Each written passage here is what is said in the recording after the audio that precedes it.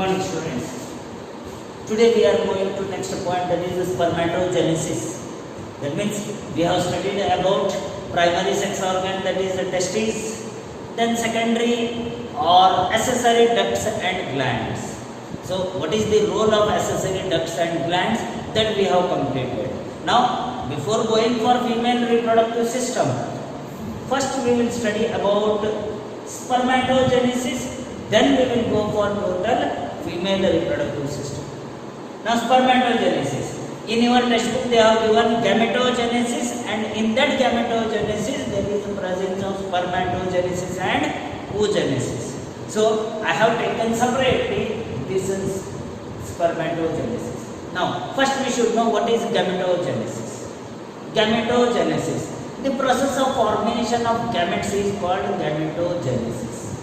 The process of formation of gametes is called gametogenesis, and the gametes which are formed, they may be the sperms or they may be the egg or ovum. If there is formation of sperms, then we are calling it as spermatogenesis, and if there is a formation of egg or ovum, it is called as oogenesis. That means gametogenesis is the process of formation of sperm or egg. If the process of formation of sperm is there, then it is called as spermatogenesis. Now spermatogenesis, where it occurs? First question, where this process of spermatogenesis occurs? When does this spermatogenesis begins in male's body? That is also question. Because already we are known, from birth to puberty of the individual, male reproductive system is non-functional. Male reproductive system is non-functional. That means it is present in inactive stage. But as the puberty starts, so this puberty, it is responsible for beginning of spermatogenesis. So already you are known what will happen when there is occurrence of puberty. When there is beginning of puberty, what will be the changes in our body? These changes are nothing but hormonal changes.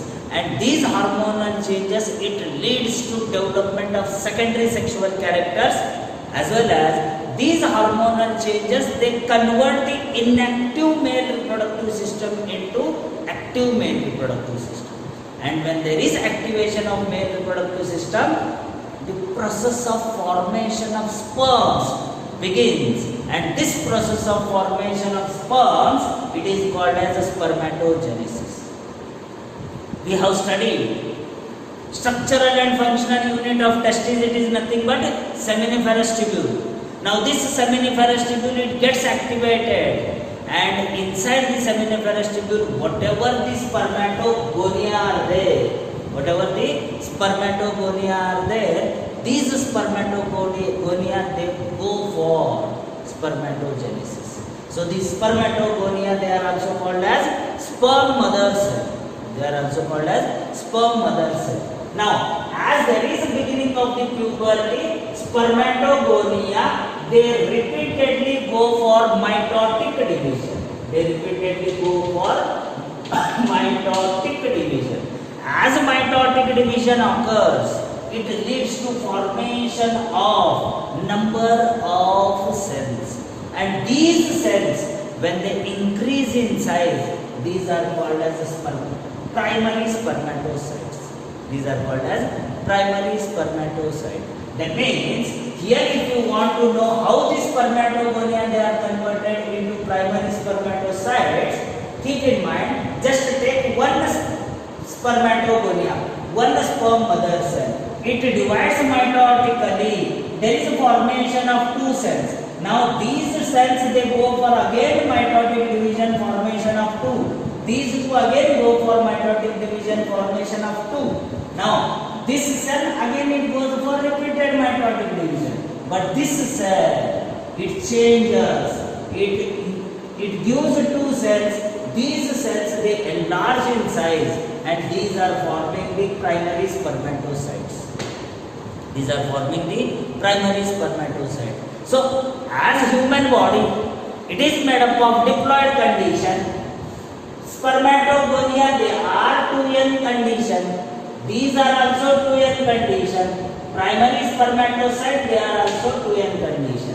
So 2n condition means diploid. Take the example, human body or human cells, they are having how many chromosomes? 46 chromosomes. That means 23 pairs they are present in spermatogonia. Same 23 pairs, that is 46 chromosomes, they are present in primary spermatocytes. Clear? Now take one example. So this is the primary spermatocyte. Now this primary spermatocyte, it goes for meiotic division. That is meiosis first occurs. As there is a formation, or as this cell it goes for meiosis first, there is a formation of two cells, and these two cells they are called as secondary spermatocytes. They are called as secondary spermatocyte. Now, what is the condition here? Primary spermatocytes always they are diploid in condition. But as meiosis first occurs, meiosis is a reductional division. Meiosis is a reductional division. Now this reductional division, it converts this 2n into n.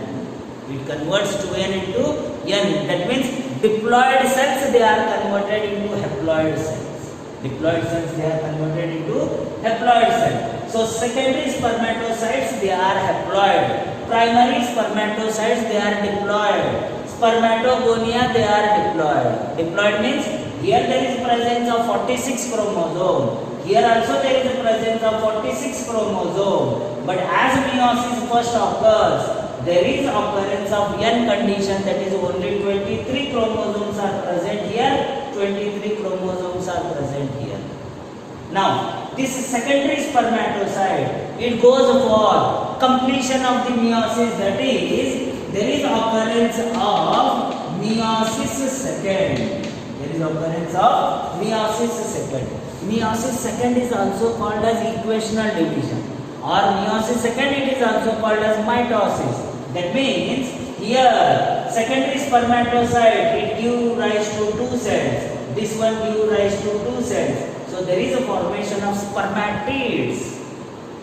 There is formation of spermatids. Now how these spermatids will be? So these spermatids will be haploid. These spermatids will be haploid. And these spermatids which are formed later on, they go and attach to, they will go and attach to Sertoli cells, and there is a formation of spermatozoa. There is formation of spermatozoa. So here spermatozoa, flagella-like structure or small tail is formed. So these are the spermatozoa. Now keep in mind, spermatogenesis it is occurring in seminiferous tubules. It is occurring in seminiferous tubules. Now this is the process of spermatogenesis. That is 2n condition, 2n condition, 2n condition. Here n condition, n condition, n condition. So here whatever the spermatozoa are there, each spermatozoa they contains 23 chromosomes, 23 chromosomes. So 23 chromosomes they are present in our sperms. They are present in our sperms. Now here when there is conversion or when there is a transform of spermatids into spermatozoa, when there is a conversion of spermatids into spermatozoa, it is called as spermiogenesis. It is called as spermiogenesis. So spermiogenesis. Now what is spermiogenesis? Keep in mind. So these are the spermatids. So these spermatids they are circular. These are the cells. Now these cells they will go and attach to Sertoli cells. They will go and attach to Sertoli cells. As they go and attach to the Sertoli cell, these circular cells they develop certain flagella-like structure. or they develop the tail, their cell structure modification occurs. That's why the process of conversion of spermatids into spermatozoa, it is called as spermiogenesis. It is called as spermiogenesis. And one more word is there, spermiogenesis. It is one of the, that is, it is the conversion of spermatids into spermatozoa. And one more word is there called as spermiation. It is called as spermiation. So what is spermiation? The process of release of spermatozoa. The process of release of spermatozoa from seminiferous tubule. From seminiferous tubule. So in last class we have studied seminiferous tubule. These are the long coiled tubules. They are releasing the spermatozoa into the rete testes. So this process of release of spermatozoa from seminiferous tubule into rete testes, it is called as spermiation. It is called as spermiation. So keep in mind, spermatogonia or sperm mother cell, they enlarge in size. They are responsible for giving rise to primary spermatocytes. Here mitosis will occur, but primarily they are converted into secondary spermatocyte through meiosis first. Again, secondary spermatocytes, they are converted into spermatids by the help of meiosis second. And these spermatids, they go and attach to the Sertoli cells. They go and attach to the Sertoli cells and they change their structure, which is forming the spermatozoa. That means human body cells, they are diploid, and gamete produced, it is nothing but haploid. That means in our total body, meiosis, it is occurring only in the testes, only in the seminiferous tubule. Rest of the cells, they are divided by mitosis. Rest of the cells, they are divided by mitosis. Now, this is clear how this spermatogenesis occurs. Now, as I told, when there is a beginning of the puberty, when puberty starts, structural and functional changes, they are occurring in the testes. How puberty begins, how this process of spermatogenesis begins. Now this process of spermatogenesis, it is totally dependent on hormonal changes in our body. Totally dependent on hormonal changes in our body. How these hormonal changes they are occurring? Gonadotropin releasing hormone, GnRH. Last year we have studied, that is in PUC first year. What are the number of hypothalamic hormones? Hypothalamic hormones. Now this GnRH, that is gonadotropin releasing hormone. Gonadotropin releasing hormone from hypothalamus, it is released into anterior pituitary gland. It is released into anterior pituitary gland.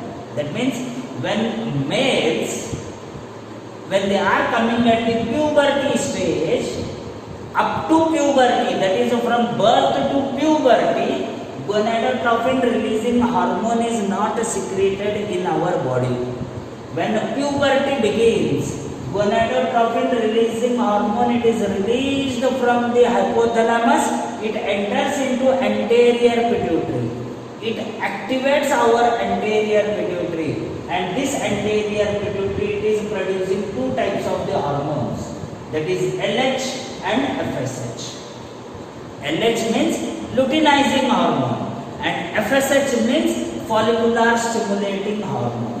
LH stands for luteinizing hormone and FSH it stands for follicle stimulating hormone.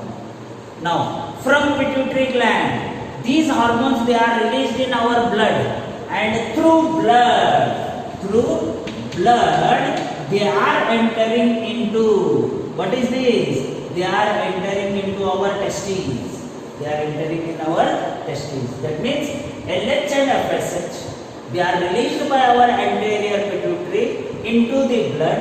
Through blood, they are entering into our testes. Now this LH, it acts on one of the cells present in our testes called as Leydig cells. They are called as Leydig cells, and these Leydig cells, they are also called as interstitial cells. Interstitial cells. So what will happen? LH, luteinizing hormone, it acts on Leydig cell. Leydig cell, it produces the hormone called as one of the androgen, and main androgen which is produced in male's body, it is nothing but testosterone. Main androgen which is released in a human body, that is human male body, it is nothing but testosterone.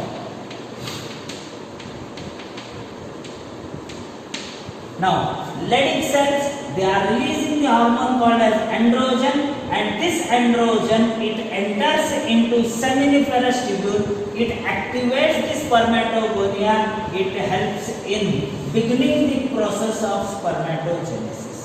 Beginning the process of spermatogenesis. Keep in mind, in our body, our testes, they are able to produce sperms. When there is a release of gonadotropin releasing hormone from hypothalamus, it activates our pituitary gland. Pituitary gland, it releases LH. LH through blood, it goes and activates the Leydig cells. Leydig cells, they produce the androgen called as testosterone, and this testosterone, it enters into seminiferous tubule, and seminiferous tubule, it begins the spermatogenesis. Clear? Now, what is the function of FSH? Follicle stimulating hormone. Now this follicle stimulating hormone through blood, it enters into testes. It enters into seminiferous tubule. It enters into seminiferous tubule. Now this is the seminiferous tubule. It goes and activates Sertoli cells. It goes and activates Sertoli cell. Now these are the Sertoli cells. As this activates the Sertoli cell, it produces a number of factors. It produces number of factors. Androgen binding factor. One of the factor, it is nothing but androgen binding factor. So what will happen? Here there is a presence of Sertoli cell. Here there is a presence of spermatid. Spermatid, it should bind to the Sertoli cell. Why means? Sertoli cells, they are also called as Sertoli cells, they are also called as nourishing cells. That means their main function is to provide nutrients for development of spermatozoa from spermatids. That's why these factors which are released, these factors, they make these spermatids to attach and provide nutrients. And it is also helping in spermatogenesis. It also helps in spermatogenesis. Clear? So this is the hormonal action which is occurring in our body. This is the hormonal action which is occurring in our body. So pituitary gland, it releases LH and FSH, both through blood, they are entering into testes. It will act on Leydig cell, it will act on Sertoli cell, it will produce testosterone, it will produce androgen binding factor. Both they help in spermatogenesis. Both they help in spermatogenesis. Already you have seen how there is a formation of spermatozoa. Now these spermatozoa, when they are formed in our body, that is these spermatozoa, when they are formed in our seminiferous tubule, through seminiferous tubule, these spermatozoa, they enter into rete testes. From rete testes, they enter into vasa efferentia, and from vasa efferentia, they enter into epididymis. They are entering into epididymis. Now these spermatozoa,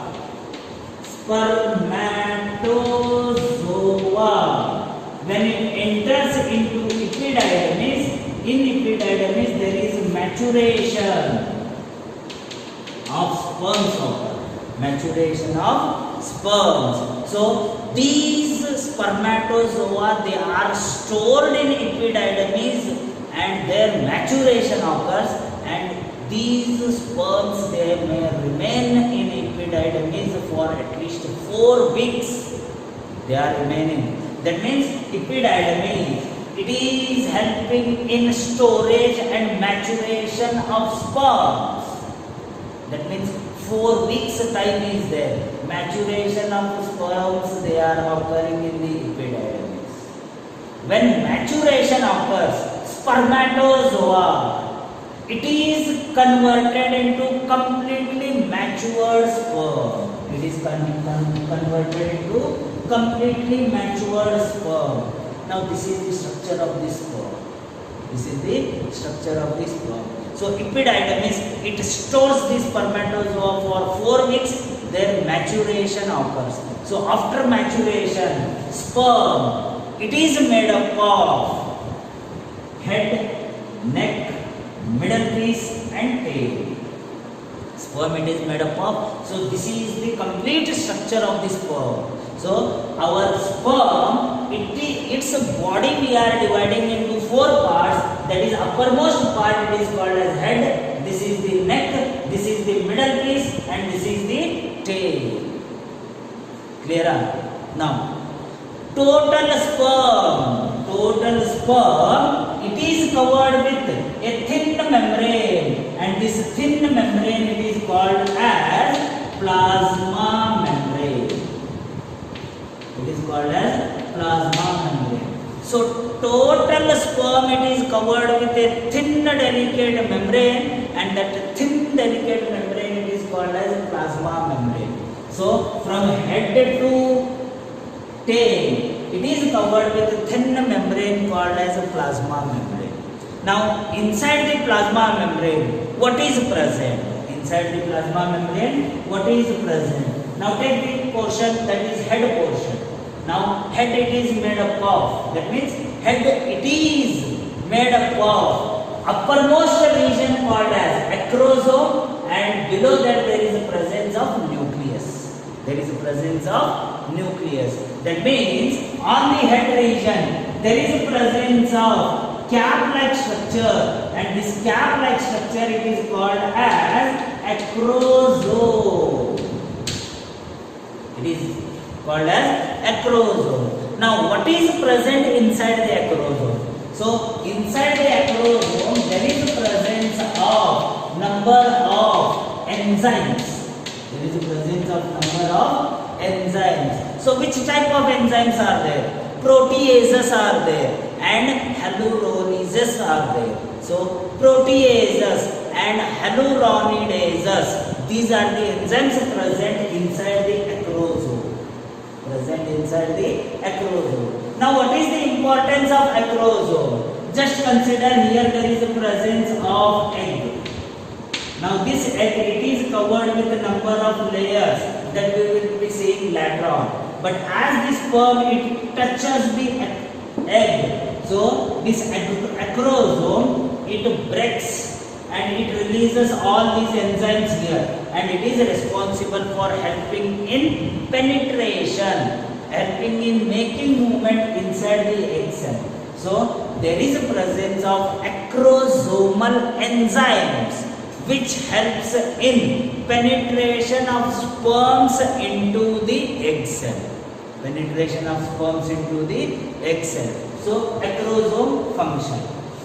Now below the acrosome there is a presence of long elongated DNA. There is a presence of long elongated nucleus. What is present? There is presence of nucleus. So here there is presence of long elongated nucleus. What is present inside the nucleus? Inside the nucleus there is a presence of nucleoplasm, as well as there is a presence of genetic material called as DNA. There is a presence of genetic material called as DNA. That means this DNA is present on chromosome, and this chromosome it is haploid chromosome. It is haploid chromosome. That means inside the sperm 23 chromosomes are there, not 23 pairs. Only 23 chromosomes are there. Clear? Now below the nucleus there is beginning of next portion called as neck. There is presence of neck. So neck, it is very short, and inside the neck there is a presence of only two regions. That is, one it is called as proximal centriole, and second it is nothing but distal centriole. Proximal centriole, it is present just behind the nucleus. Distal centriole, it is present behind the proximal centriole, and this distal centriole, it is responsible for giving rise to flagellum, or which we are calling it as axonema. We are calling it as axonema. Clear? So neck, it is very short portion. Only there is presence of proximal and distal centriole. Keep in mind, when there is a fusion of male and female gamete, nucleus and the proximal centriole, they enter inside the egg. Rest part of the sperm, it remains outside the egg. What I told? When fusion of male and female gamete occurs, so this is the female gamete, this is the male gamete. Nucleus and proximal convoluted tubule, these two enter inside the egg. Rest part, it is present outside. That means this proximal centriole, it helps in fusion, that is, it helps in mitotic division of the chromosomes. Clear? Now, third region, it is called as middle piece. Third region, it is called as middle piece. So, what is present inside the middle piece? So, there is a presence of mitochondria. There is a presence of mitochondria. Now, these mitochondria, they are spirally arranged. These mitochondria, they are spirally arranged. Now, more and more mitochondria are present, and these mitochondria, they are spirally arranged. Why they are present? Why there is a presence of the mitochondria means this middle piece, it is acting as a powerhouse of the sperm. That means for movement of the sperm, there is a requirement of energy, and that energy, it is provided by these mitochondria. For motility of the sperm, energy is required, and this energy, it is provided by mitochondria. Now, this spiral arrangement of mitochondria in the middle piece, it is called as Nebenkern sheath. It is called as Nebenkern sheath. Clear? And last portion, it is nothing but the tail region. Now, this tail region, it makes the movement, so that movement of the sperm, it occurs in forward direction. Clear? So, matured sperm, it is formed in epididymis. From epididymis, they are entering into vas deferens. From vas deferens, they are entering into ejaculatory duct. From ejaculatory duct, they are entering into the urethra. And during copulation, during coitus, all these sperms, they are released into the vagina of a female in the form of semen. So what is semen? In last class we have studied what is semen. Semen, it is made up of sperms. It is made up of prostate fluid. It is made up of semen. It is made up of sperms. It is made up of prostate fluid, and it is made up of seminal fluid. It is made up of seminal fluid. As I told, in seminal fluid, fructose is there. So that fructose, it is utilized by these mitochondria to give energy. Now, so during coitus, nearly 3 to 5 ml of semen, it is released in the female reproductive tract. When male and female, when they are going for coitus, at that time, males, they are releasing 3 to 5 ml of semen in the vagina or female reproductive tract. And in this 3 to 5 ml of semen, there is a presence of 200 to 300 million sperms. There is a presence of 200 to 300 million sperms. during coitus, during copulation, males, they are releasing 3 to 5 ml of semen into the female reproductive tract. And in that 3 to 5 ml of semen, how many million sperms are present? 200 to 300 million sperms. 200 to 300 million sperms. That means, suppose the individuals, they are not going for coitus. Sperms in epididymis, they are living for 1 month. They are released, they are remaining for 1 month. That means sperms, they are live for 1 month in the epididymis. And when the semen is released, these 200 to 300 million sperms which are released into the female reproductive tract, they are live for 48 to 72 hours. 48 to 72 hours. That means these sperms, when they are released into the female reproductive tract, they are living in vagina or in female reproductive tract for 48 to 72 hours. 48 to 72 hours. Clear? After 72 hours, they will not survive. They will not survive. And keep in mind, this 200 to 300 million sperms which are released, 200 to 300 million sperms which are released, 60% of these sperms, they are having perfect structure. 60% of these sperms, they are having perfect structures, normal shape and size. 60% of these sperms, they are having normal shape and size. So, shape of 60% of the sperm should be like this. And 40% of the sperms, 40% of the sperms, they should show vigorous mobility or motility. They should show vigorous motility. So, 3 to 5 ml of semen, it contains 200 to 300 million of sperms. Among these 200 to 300 million of sperms, 60% they should have normal shape and size, and 40% of these sperms, they should show vigorous motility. They should show vigorous motility.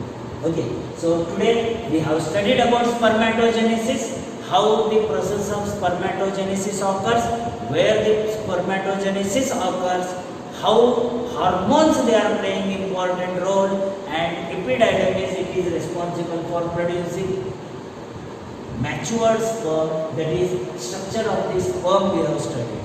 Okay, now keep in mind, single primary spermatocyte for CET and NEET, it is so important. We are getting confusion.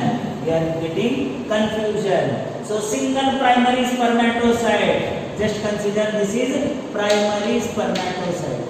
From single primary spermatocyte, how many spermatids are formed? So from single primary spermatocyte, how many spermatids are formed? That is 4 spermatids. So in CET or NEET, they will ask the question like this. Suppose there is a presence of 100 primary spermatocytes. How many spermatids are formed? How many spermatids? So 1, it is giving 4. 100, it will give how much? 400. So 400 spermatids are formed. Or take the example. 1 spermatogonia is there. So 1 spermatogonia is there. How many spermatids are formed? How many spermatids? Now take the example. 1. That means this is 1 spermatogonia. It divides, formation of 2 spermatogonia. These 2 spermatogonia, they develop into primary and secondary spermatocytes. Now this will give 2, this will give 2, this will give 2 cells, this will give 2. That means this is spermatogonia. This is primary spermatocyte. This is secondary spermatocytes. and this is spermatid. So from single spermatogonia, how many spermatids are formed? 2, 4, 6, 8. That means single primary spermatocyte it gives 4 spermatids. Single spermatogonia it will give 8 spermatids. Same question, if there is presence of 100, if there is a presence of 100 spermatogonia, how many sperms or spermatozoa are formed? 100 into 8. 100 into 8, that is 800 spermatids or spermatozoa are formed. Like this, they will change the number and they will ask you to find the correct answer. Okay, so this is about male reproductive system. Tomorrow we will go for female reproductive system.